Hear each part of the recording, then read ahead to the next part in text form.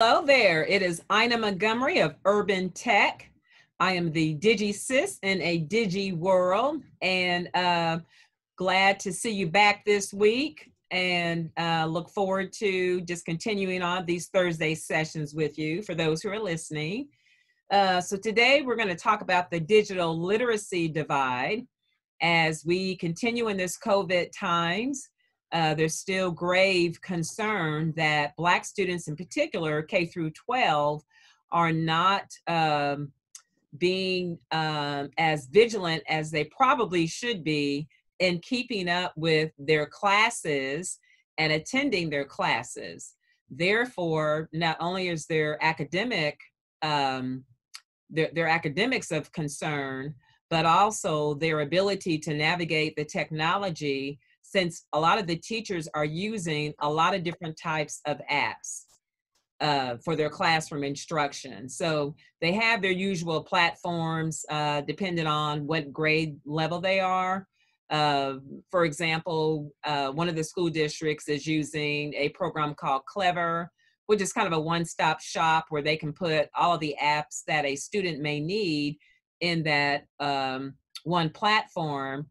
And so the idea is for the student just to have one login, as opposed to having to log in to 3 or 4 different apps, depending on what their teacher's using. And that generally is working, but there is still a need for most of the time to still log into Microsoft Teams, if in fact the teacher's using that, and into Google Classroom. But at least the student does not have to do 3 or 4 or 5, up to 5 logins, because the teachers are using, like I said, a variety of instructional technology tools for their classroom. So the digital literacy divide, learning online is very real. And again, still the concern about students falling through the cracks and not keeping pace with what's being taught, and definitely not increasing, enhancing, or improving their digital literacy skills. And so when we look at the home learning environment, how conducive is that for success? How conducive is it for learning? And so, as I mentioned, I believe 2 weeks ago, I had the opportunity to work with one of the school districts on their laptop distribution rollout. And I was so excited to see pictures of some of the mothers and grandparents who were showing me how they set their homes up for teaching and for learning. And so they took their grandchild's or their student work, and they had it up. They had a dedicated area in the house, and then they were putting the schoolwork up as the kids were creating artwork or doing their math or their reading assignments. They were actually putting those up in this dedicated space within their house. So I was really excited about seeing that. And I believe that is definitely making the home learning environment conducive for success. So although the student is not in the classroom, they still know when they go to that specific space within their home, it's about teaching and it's about learning.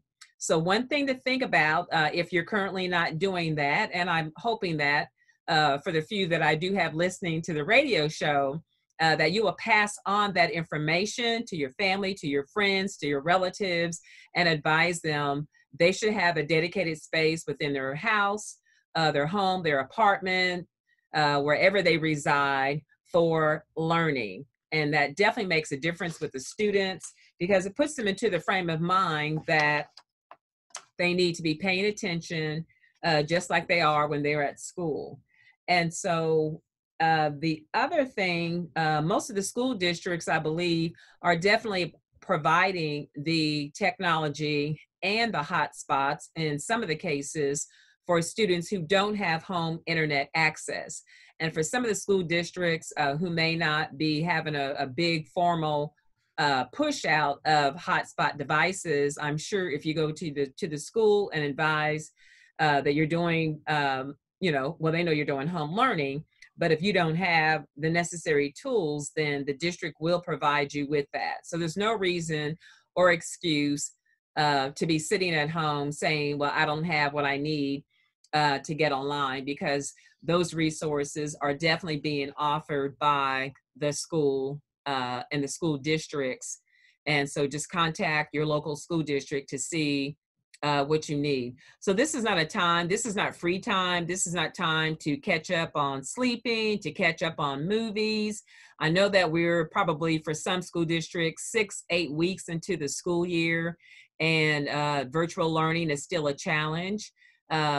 Where I was working with one of the school districts, there is some fatigue. There's definitely some fatigue with the parents. There's definitely some fatigue with the students, because they just want everything to be quote unquote normal again. And so we are living in abnormal times. We all have had to pivot, but we need to stay on top of our children, our students. We need to stay on top of their learning to make sure that they are learning and they are advancing. And I think, as I mentioned before, some parents have said, for some of the parents who are really diligent with their students' education, their child has mastered their grade level expectations, and the parent has moved them on to the next grade level. And so for some students, this is an opportunity to excel in their academics and to really get ahead, um, and be challenged, because we know sometimes in a classroom when the teacher has to teach a range from a low end to a very high end, she has to meet that class in the middle. And so sometimes the students at the high end who have mastered that content, they are not challenged, and so they have to wait for the rest of the class to catch up. Or the students who are at the other end are too embarrassed to ask the questions that they probably should be asking, or they may not have the basic educational knowledge or skills to do the content that's in the class. So you've got extra tutoring, you've got the teacher, trying to get assignments to them to help them. And so here in this pandemic, again, the same issues, but the difference being, if that student is on the low end, if you will, of the spectrum, then they have a chance if they have the resources and the people at home to help them. Now, a lot of schools are offering the tutoring because they know who the students are. You've got students with IEPs. There are schools who are representatives who are making home visits. They're doing special classes online. They're doing small groups online. And so again, trying to provide as many tools as they can and opportunities for the kids not to fall too far into the cracks. Then on your other end, you've got students who are able to, again, master that grade level work that they're given in their different core areas, be it math, science, English, and they're able to go on and advance. And so for some, they're really taking an opportunity because they can get their GPA up, and they can start looking at, if they're juniors and seniors, some of the colleges they want to apply to, and really work on focusing their energies on their academic career, their academic experience. So kind of working out on both ends, and then those in the middle, of course, have the opportunity to excel and to keep pace with their schoolwork. So as we look at digital literacy, I was able to find some information. I think I'm going to do this over the next couple of weeks, just sharing some information that I found. And if my host is still there, I cannot share my screen. So if you have a chance to open that back up, that would be great. Because what I would like to show you guys today are the 5 laws of media and you can share information literacy. So I believe I've got the go ahead. And so I am going to start here. And I want you guys to see this instead of just hearing me talk about it. And so as we see in Law 1, it talks about the information communication.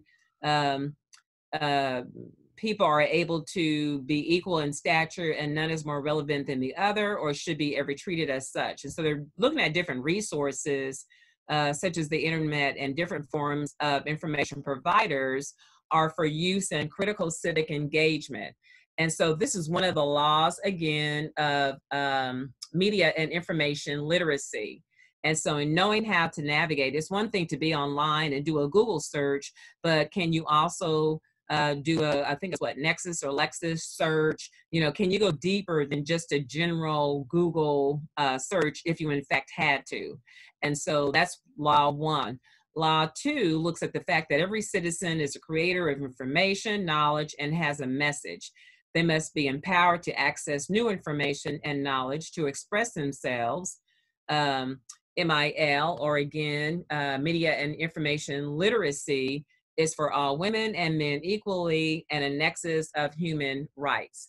And so Law 2 just basically says we all have access to the same information and we all have the right to use it.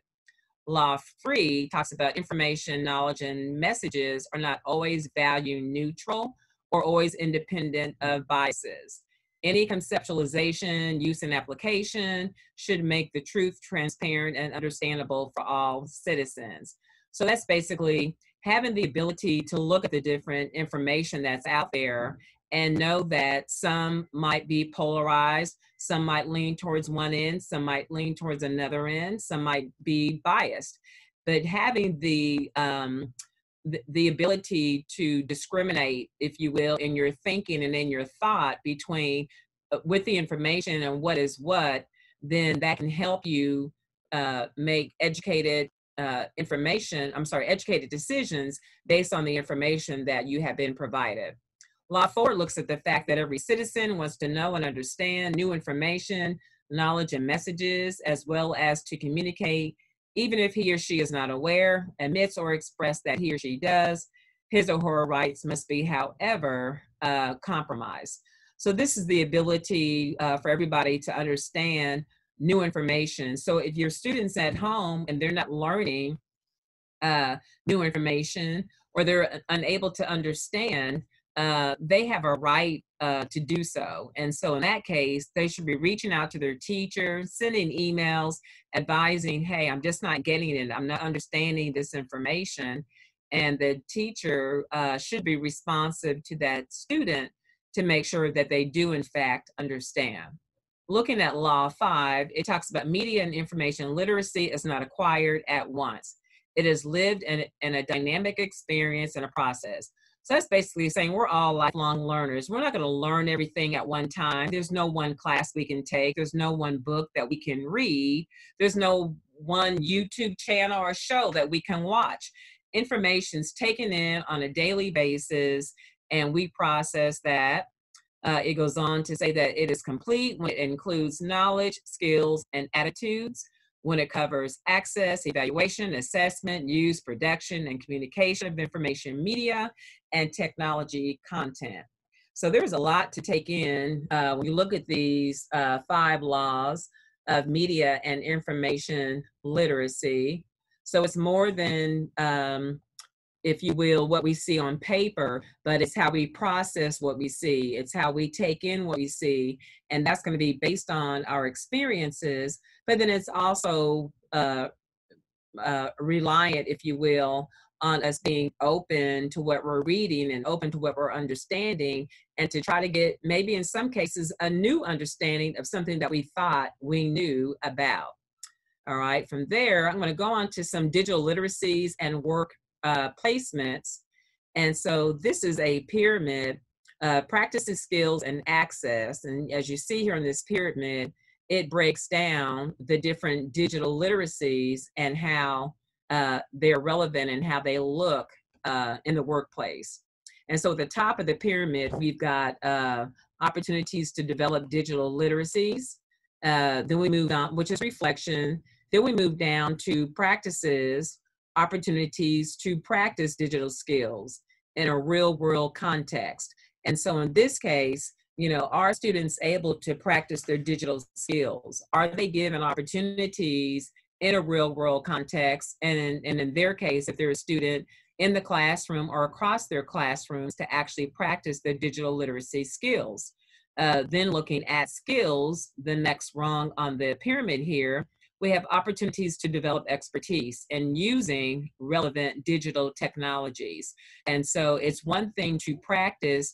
Now we're moving on to, are they building their skills? Are they becoming competent? Are they becoming proficient at the different digital technologies that are out there that are required for them to know as they get into the workplace? And then lastly, access, opportunities to experience and explore relevant digital technologies. There's so much, as we know, technology that's out there. We've got now AI, not even so much on the horizon anymore, but artificial intelligence is becoming real, and it is replacing in some workplaces people. And so they're creating these robots, they're creating these machines that they can program that will artificially uh, build, be in manufacturing. And so even though you have a machine, you still need somebody to run it. You still need somebody to program it, and you still need somebody to understand how that particular technology is going to work. And so they have to be able to experience and explore new and relevant digital technologies. And so when we look at the reflection on this pyramid, when we look at bridging the gap would include the practices, the skills, and the access to technology. And this is what our students right now, I believe, are not experiencing the different layers of this pyramid. And so we have to be more diligent in making sure that they do have access, be it teacher professional development.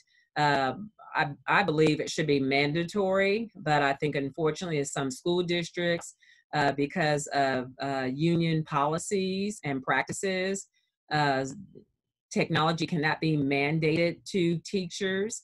And all this does is cripple students.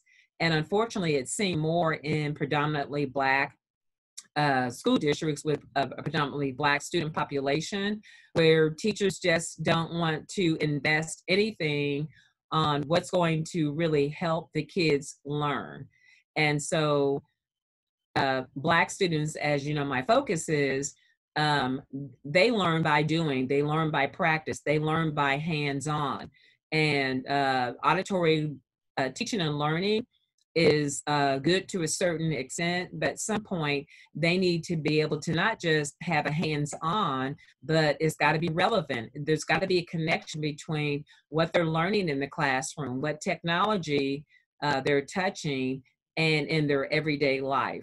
And so there's ways to do that. There's strategies, there's skills. I am definitely, as a consultant, urban tech, available to come into a school and to help a district understand how to be more relevant and reaching out to their Black student population. So you can definitely hit me up at Ina at urbantech.net, definitely for some more information about that. And so now moving on to my last graphic here is about global digital citizen. What does it mean to be a global digital citizen? Well, you've got to have creativity, fluency, collaboration, media, information, and solution fluency. So when I look at these 5 circles of fluency and attributes and characteristics of being a global digital citizen, they're pretty much also aligned with the 4 C's of the 21st century workplace: creativity, collaboration, critical thinking, and communication. And so being creative, thinking outside the box, coming up with solutions, that's what it means to be an innovative, a creator. Um, in some instances, when I've been around students and they shrug their shoulders and they say, well, I don't know, I don't have any ideas, I don't know, I don't know, I don't know. And it just drives me crazy, because I know if they would stop focusing on what they don't know and just be quiet for a minute and think about, the idea, then they may come up with a creative solution or a creative suggestion. Collaboration, working with other people, That is one major concern during these COVID times. And so I hope that some of the teachers are taking the opportunity to use Microsoft Teams to create small groups where their students are working together, where they're still collaborating, where they're sharing ideas, they're sharing information, they're bouncing things off each other in a no judgment zone. We definitely need that so that when we get past these COVID times and they're back interacting and engaging with other people, they have that skill set built up where they understand how to collaborate, how to be quiet and listen to somebody else's idea, and then to chime in. Media fluency, you know, how good are you at taking in information, and how fluent are you at the ability to digest it, process it, and then articulate your thought based on what you've taken in. Same thing with information. There's so much information out there. And a lot of it, I think right now is very biased. It's very polarized. And so I think, and what I do, I go back like before some of these current times that we're in and see what information was out there about the same topic. Then I don't think it's so, it's not so biased. It's not so one-sided. It's not so, you know, this is the way that things are and this is how it is.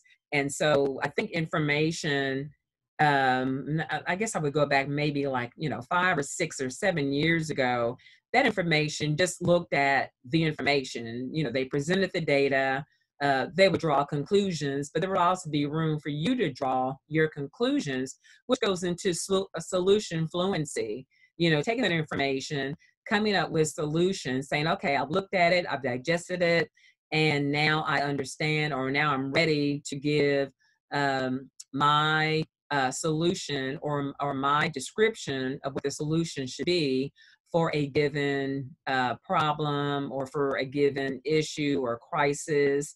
So just being, so looking at these 5 areas again, to be a global digital citizen, it takes more than, as we know, sitting in front of a computer, looking at YouTube videos, or sitting in front of a computer doing Google searches.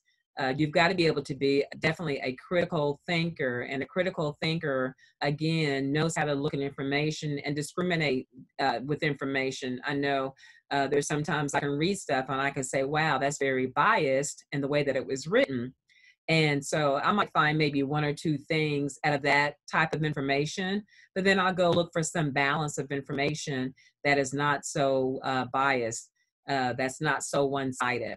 Um, so that is what I had for today.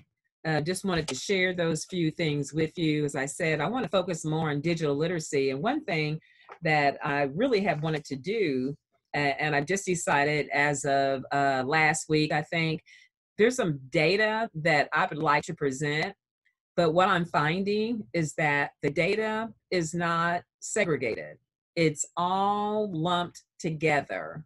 And so I'm going to be looking at some data over the next couple of weeks, and I'll probably do a white paper about it, or an article, but I definitely will bring it on this show to talk about K-12 education, and specifically the engagement of Black students with technology.